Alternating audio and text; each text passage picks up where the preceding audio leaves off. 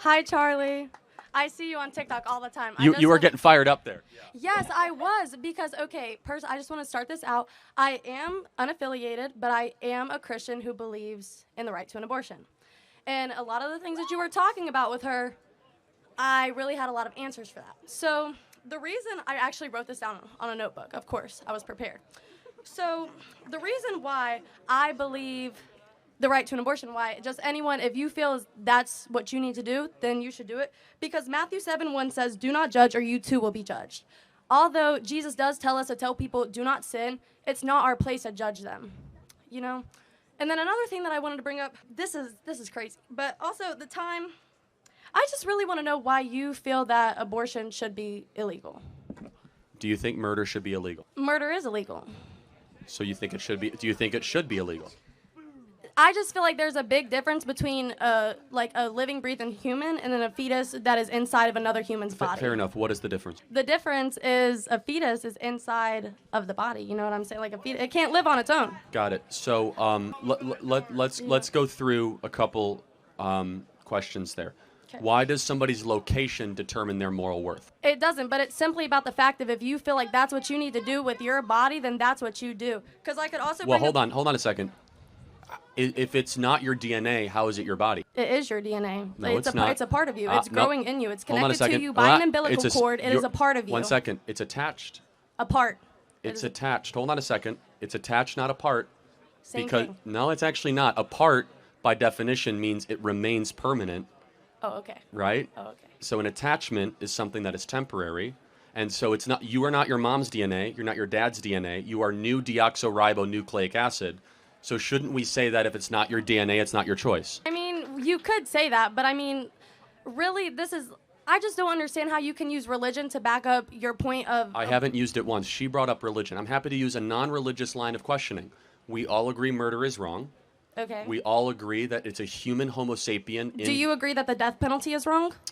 Well, no, I'm actually in support of the death penalty because Okay. people do Okay. something that justifies that, but that's a separate issue because the baby in utero did not So go. what about the people who could possibly be proved innocent who have been awaiting their death sentence? Fair enough. That's a So- that's a good argument, but it's separate, right? So there's been about 31 exonerations of posthumous people that have been exonerated of the death penalty. We're talking about a baby that did nothing wrong except exist Okay. in utero, and there's about 1.5 million of them that just get discarded every year. So we agree murder is wrong. We agree it's a Homo sapien, meaning it's a human being.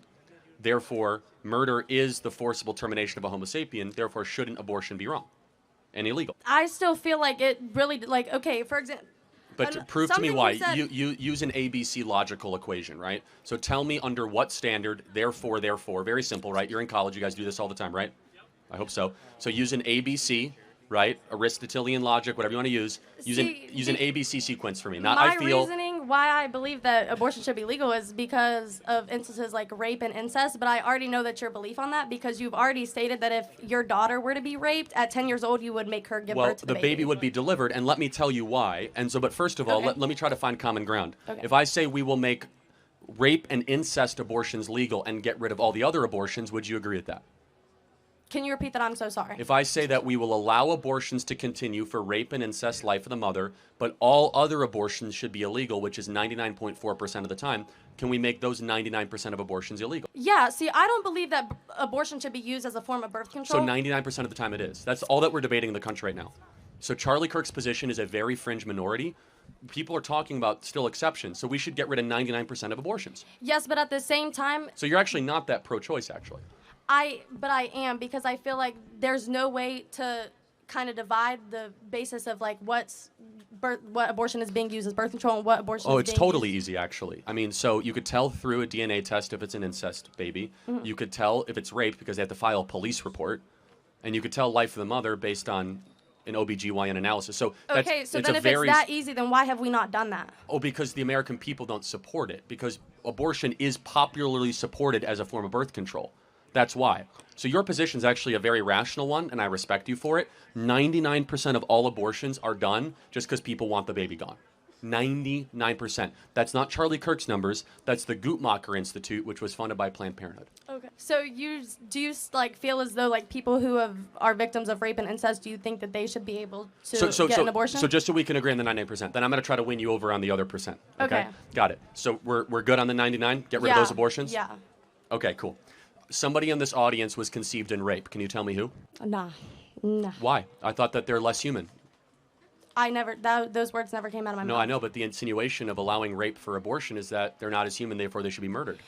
No, that's not the. It's more about the mental toll that it would take on the mother to have that baby. I totally acknowledge the mental toll, but shouldn't the human being conceived in rape still get human rights? Yes, but it should be more up to the mother who has to carry the baby and who has to push it. Well, hold on. Let's play that out. So even though the mom has to push it, do you still have a right to terminate somebody? Can you take away human rights if your life's going to get difficult to somebody else? If somebody else is making your life difficult, can you take away their human rights? No, but at the same time, that's where like the question comes in, that it should be up between the person, like the. But why? By what standard is that okay? For example, if a single mom has 2 kids, and all of a sudden she loses her job, and one of the kids is super annoying and has a learning disability, should she be able to murder that kid because it's an inconvenience to her?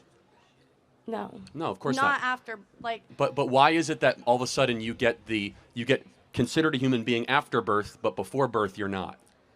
Because after birth you can, you're kind of living on your own. You're not in the mother's body. No, you're not. Hold on. I have a 6-month-old. My baby is not living on its own. Not living on its own, but it can breathe on its own. Hold on a second. Over 500,000 babies every year are born in NICU, which require, which is a prenatal assistance, breathing assistance, digestive assistance, and so are they not human because they can't have any viability? The point is that the standard doesn't apply, right? Let me ask you one more hypothetical, and it's a good question. Then I'll do a Christian one because you say you're a Christian on that.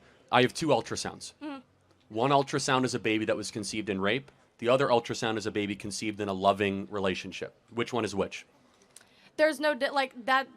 There's like no I've difference. said You're multiple right. times, there's no difference in the physical appearance of it, but the complete difference is the mental toll that it would take on the mother and the person who has to carry the baby for 9 months. Hold on. Let's be clear. There's a mental toll when you have an abortion too. So it's not as if it's a get out of jail card. I completely understand that. So it's a tough, difficult, horrible situation. Yeah. But shouldn't we be that the worst outcome after an evil is to just murder the being? Yeah. No. Why punish the baby for the crime of some guy that raped the mother? Why all of a sudden have 2 victims unnecessarily? Well, okay, let's say the mother who is raped births the baby. What if she hates the baby? Like, what if she just cannot care for the baby? Like, what if the baby comes out and she hates the baby because she got raped? Well, there are 2 million families right now waiting to adopt children. Okay. So put it up for adoption. There are 2 million loving families that can't find kids. I just find that very interesting because the adoption process is actually very difficult in America. It is difficult. We can make it easier. But, again, the issue is that there is a demand of families that want the babies. Okay, and my last question that you had started to answer, but you didn't answer what you said you were going to, was why, if your daughter were to be impregnated by rape, why would you force her to have the baby? Well, first of all, because we don't murder in our family. Okay. Would you murder in your family? No, but at the same time, I've done a little bit of research, and I just wanted to let you know that the chance of a 10-year-old surviving giving birth, and her baby, the full question was if is below 10%. So in reality, if you want your child to have a baby at 10 years old, you're not pro-birth. You're not pro-life. You're pro-birth.